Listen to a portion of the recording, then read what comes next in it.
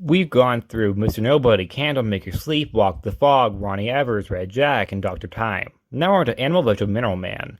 Yes, that's his real name. Well, his real name is Steven Larson, or sometimes it's just Steven Larson, which, in my opinion, sounds a lot better than Sven Larson. So, yeah, I'm just going to be calling him Steven Larson.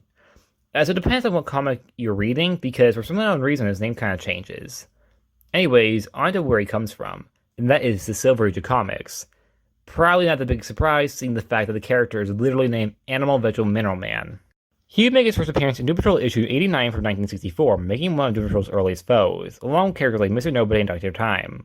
While the majority of Doom Patrol's villains come from the 80s run, Steven was a Swedish student of Niles Caulder, but after Niles stole some device from Steven, which he claims he didn't, but we know that he actually did, he would act revenge, only to fall in a vat of chemicals to turn him into the Animal Vegetable Mineral Man, gaining the powers of any animal, mineral, and vegetable. I wonder how that works. Like, does he see really good because of carrots, or does he actually, grow a carrot?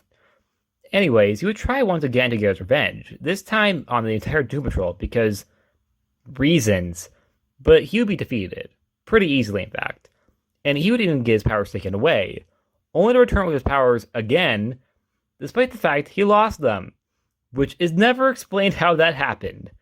But he would be also far less intelligent, but he's still the same person, I guess, so maybe something happened there, but we don't know.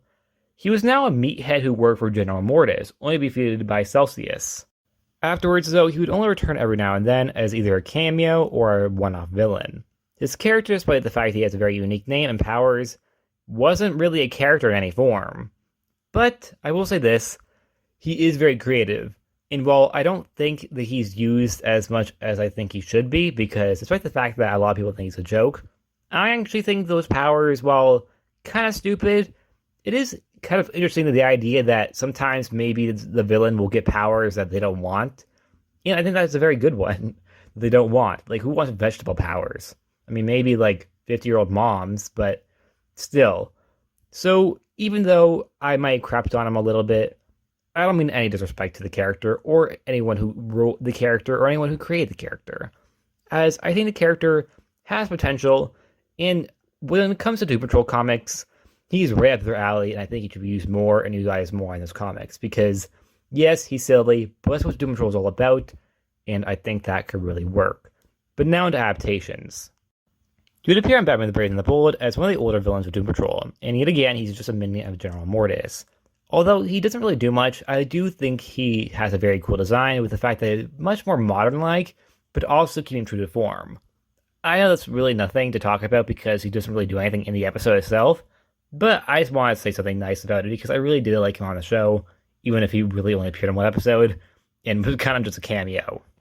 He would make his most notable appearance on DC Universe's Doom Patrol, or HBO Max Doom Patrol, where his name is Steven Larson instead of Sven Larson, where he would gain his powers willingly, but it wouldn't go as well as you would, think, as you'd end up coming out as, not exactly what you want when you want powers.